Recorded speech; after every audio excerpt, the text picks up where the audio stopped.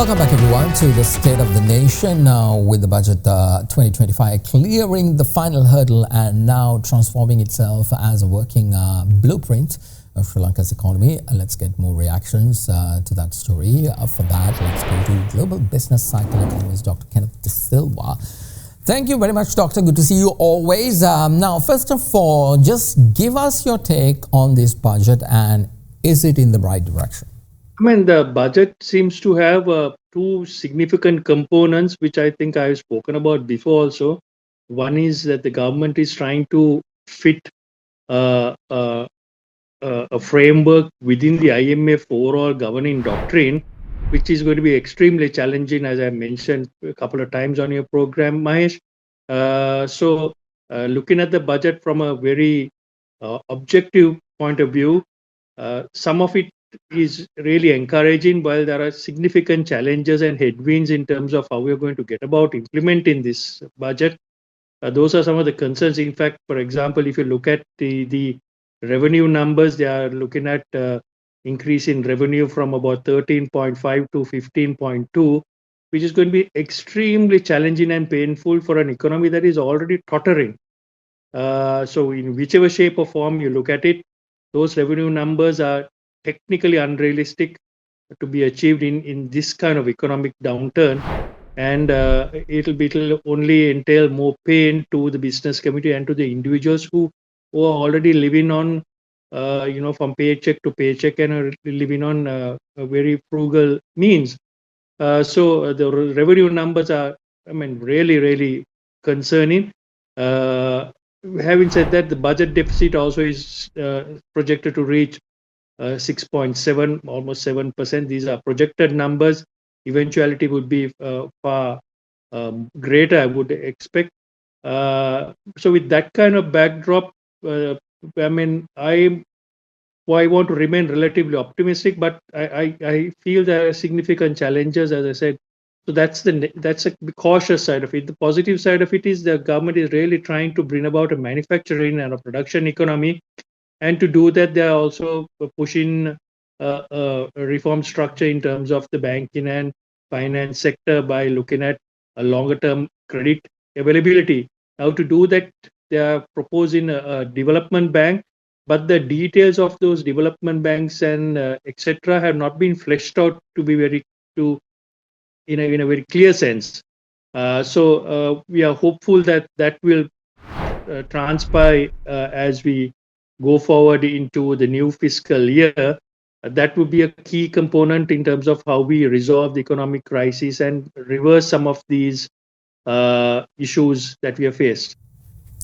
Indeed, Doctor, now with regard to taxation, one of the things that the former Minister of Finance said was that there would be another mini budget in the future. However, this was refuted by the current Deputy Minister of Finance and also the Deputy Minister of Economic Development, saying that there would not be another round of taxes. But do you think more taxes to come? Definitely, by the looks of it, those numbers are very clearly mentioned in the budget. As I said, we are kind of ring-fenced within the IMF framework, and I think the president already had a discussion with the IMF, and it was live streamed as well. And the IMF managing director had complimented the government for staying the course. So it only kind of reinforces the current thought process that the government will not deviate too much from the current trajectory and the parameters set in the IMF agreement, and there is no escape. So the revenue targets which are placed have to be met by further fiscal tightening, which is actually looking at increase in the indirect and direct taxes. So those are going to be extremely painful for Sri Lankan businesses as well as the already suffering SMEs and the MMEs, and also to professionals who are penalized at every given corner. So, consumption is going to be affected, and through the contraction in consumption, if you are going to achieve IMF targets, then that's a choice that Sri Lanka will have to decide in terms of how long they're going to stomach it. Indeed, Doctor. Now, this government continues to go in the IMF set path, and when you look at events that's unfolding in the United States with regard to the current administration, they seems to be saying that all these organizations are rogue organizations who are working in void of their set mandate. And then there was some conversations that even that said Donald Trump, the current US president, might even pull out of the IMF. So in a situation like that, and with more taxes towards Sri Lanka might be in the cards by the United States, what do you think our path forward should be, especially in terms of exports? Yeah, the global discussion on multilateral institutions and institutions like the USAID have been discussed in many forums internationally, and the validity of these organizations and the implications for the global South has been written about by stalwarts like Joseph Stiglitz and Jeffrey Sachs in multiple journals. However, these have not really resonated within Sri Lanka, and Sri Lanka has not paid too much of attention to what these organizations are capable in terms of derailing the growth trajectory.